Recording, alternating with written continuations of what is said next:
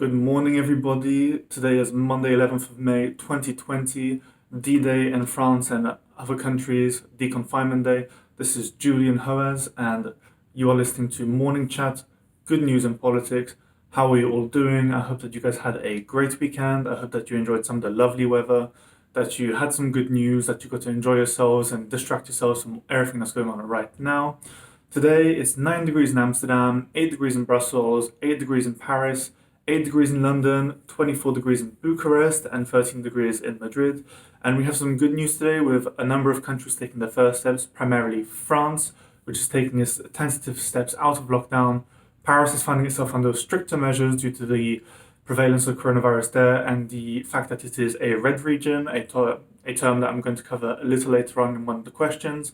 And right now, the Parisian government is doing some relatively interesting things. Right now, they've got public transport officials for the RATP, the regional transport administration, which has officers that are traveling around the transports, the trains, the stations, and in public, providing hand sanitizer to those who ask.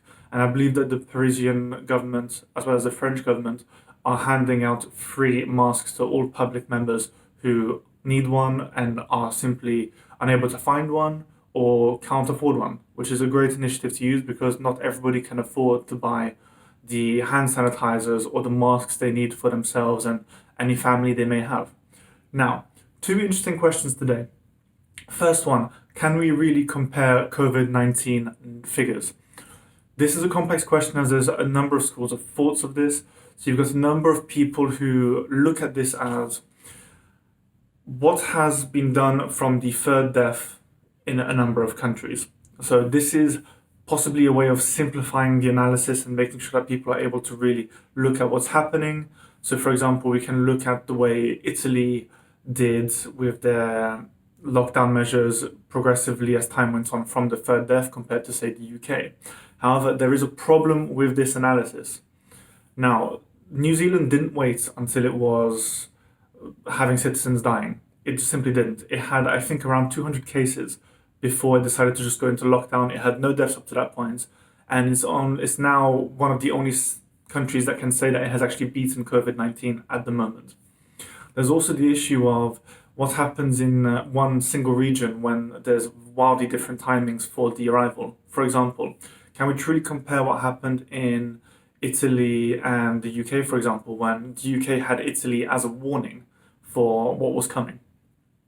Some people say yes, because it's a useful way of, disproving the fact that people say that the UK was late compared to other countries, which I think is a bit of an unfair criticism due to the way in which that no state had a warning, no state saw what was coming, and was simply just doing what it could with the information it had.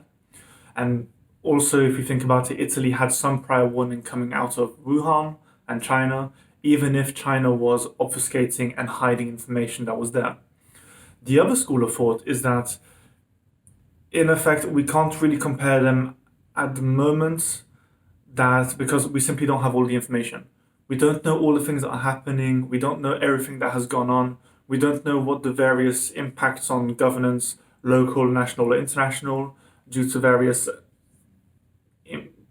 events that took place. For example, not every country had a strong portion of its leaders, such as the UK, that caught the COVID-19, and in the case of Prime Minister Boris Johnson, almost died. We have to be aware of the fact that all of these factors play a role in this, and so many people believe that we can't actually analyze what's happened until then. Of course, this doesn't necessarily suit partisan bias, as we're seeing very frequently in British politics right now, with people just throwing missiles at Boris Johnson because he was a primary Leaver or because they vote Labour and he's a Tory. People are going to find a way to criticize him anyway, but we need to show some sense of sensibility when it comes to these topics, especially at a time of crisis. Now, the third school of thought on this is that we simply cannot compare them at all. There's too many different figures, there's too many different variations based on culture, on location, on borders, on the dates, on the simple effects. For example, some people say, look at the way in which Sweden has fared quite badly compared to its Scandinavian neighbours. We can say that it's because of the lack of lockdown, but we can't necessarily say that it's only that. There may be other factors in play. There may have been a periodic weakness in the health infrastructure. There may have been low trust in governance. Same thing in a lot of the countries towards the south of Europe, such as the Spanish and Italians. How can we compare them with Greece when Greece, despite having had a decade of austerity, being in a historically weak position, even if it's just come out of its repayments, how can we compare two completely different responses and two completely different events when one country has an incredibly strong health system, such as Italy, and Greece, which has a weak one, came out of this relatively unscathed by comparison? And as well, how do we compare Europe to the US, where different political cultures, different cultural backgrounds, but a very wide array of ideologies at play, and again, the situation there is completely different. How do we compare it to Brazil, which basically just went into a mode of bravado and decided that it wasn't going to necessarily come by? I mean, I think there's an aspect of truth in all of these, and as time goes on and we start looking back at what's going on, we're going to start having a look at what changed, what happened, and I think I come down in the second camp, so see what happened when the lockdown has ended, once we can go back over all the data and analyze things. Because in some ways, I think that the play-by-play analysis, particularly by commentators on the internet who don't necessarily have the education to properly understand what's going on, they don't understand the politics, they don't understand the medical background, they don't understand the economic implications. I think it's quite unhelpful and leads to some misunderstandings and complications of what's happening that would have been otherwise avoided if, as Brexiteers hate hearing, we had listened to experts and things had gone on in that way. Now, second question, what is the difference between different deconfinements across different countries? This is an interesting question because, as we've seen over the last couple of days, different countries have portrayed different plans. So, first of all, Ireland sets a very robust plan that has actually put the UK's plan to shame, and that Irish commentators, particularly political experts such as Daniel Keohane, have pointed out quite poignantly. I'm putting the image up here so you can see what it looks like, and you can see that it's quite robust, various levels, various time frames, various impacts. It's quite interesting when you compare it to the UK response, which, while it's taken a slow deconfinement, is being portrayed as a fairly simplistic graphic. It's using a formula calculating the R coefficient combined with the number of infections, which many are still trying to get to grips with and understand. I personally am waiting to see how the government intends to use this, because it wasn't very clearly explained during the explanation, and I think it's quite unhelpful to see it in this way because it gives no dates, it gives no information. However, this is primarily due to Boris Johnson saying that he doesn't want this to be at the beginning of the lockdown. These are just as tentative steps towards lockdown, because right now there's still too much risk, there's still too much danger to the British population. Now in France, this is possibly one of the more interesting ones. They have actually gone on a region by region basis, setting out which regions are green, which regions are red, depending on various factors. And in green areas, gardens and secondary schools may reopen from May the 18th. And in red areas, secondary schools will remain closed this month, possibly opening in June. In all areas, however, primary schools are reopening from today, the 11th of May, which is D-Day in France. And however, parents can choose whether they want to keep children at home and engage them in distance learning.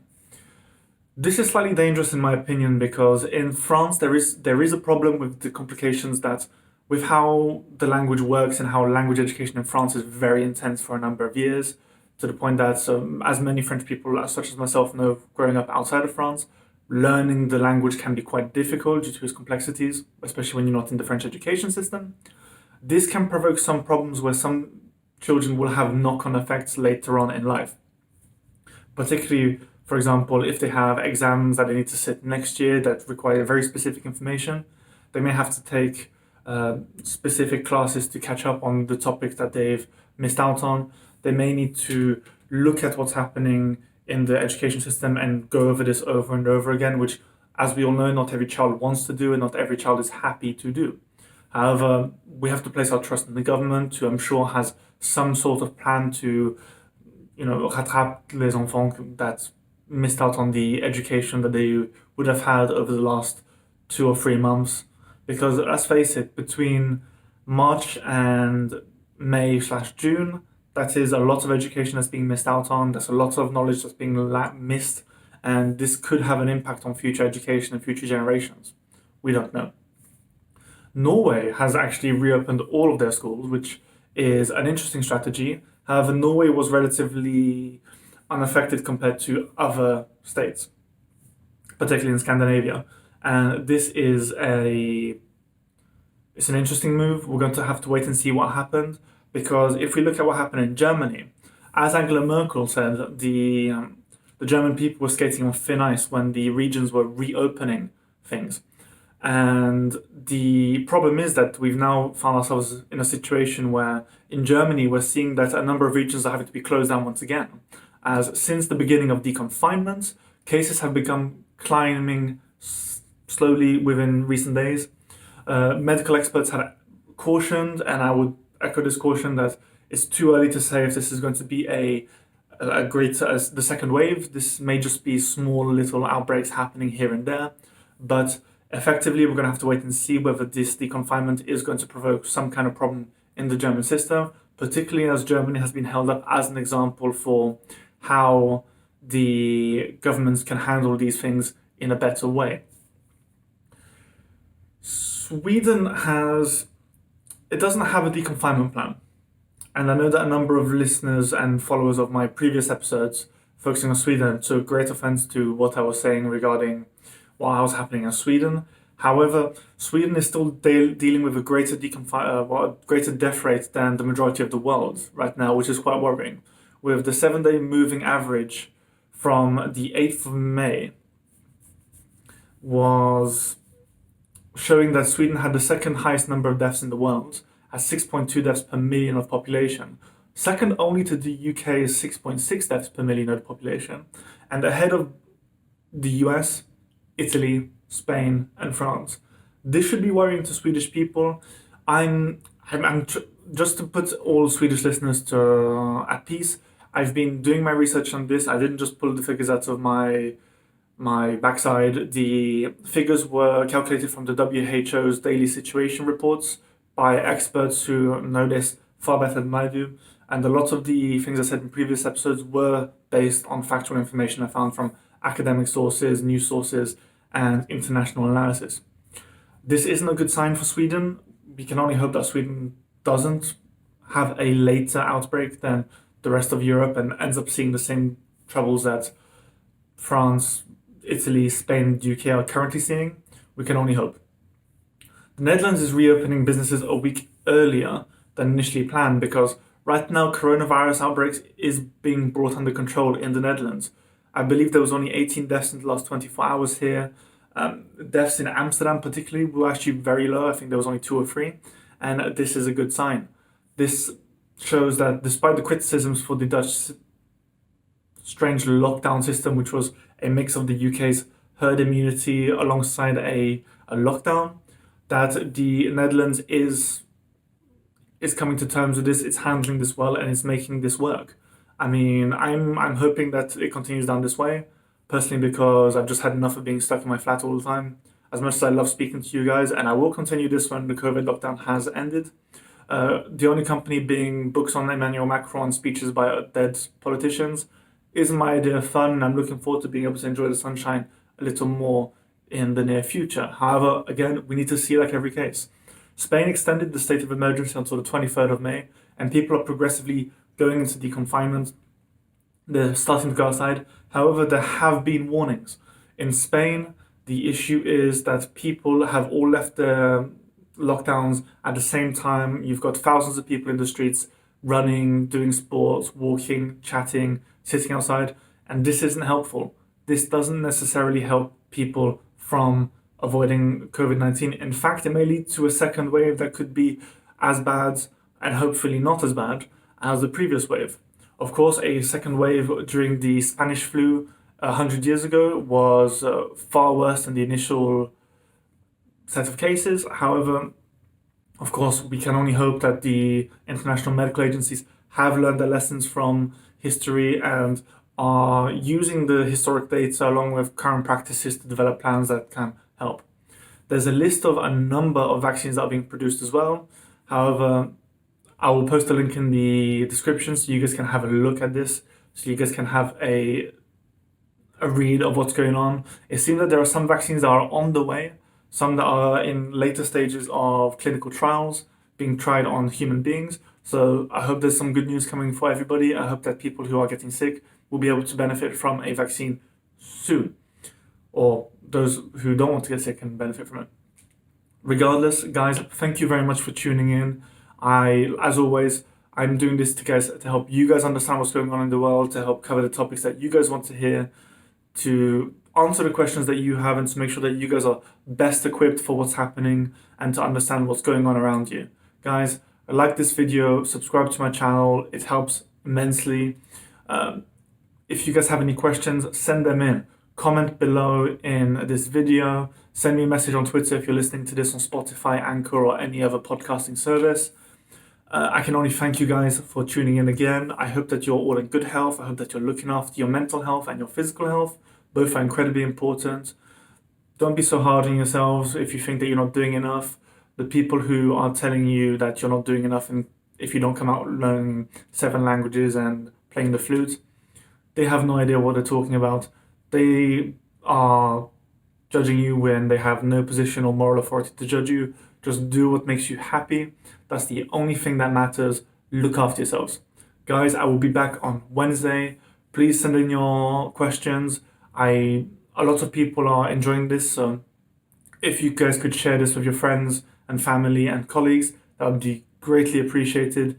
And I shall see you guys in a few days. Look after yourselves. Have a great Monday. And if I don't see you for the rest of the week, have a great week. Take care.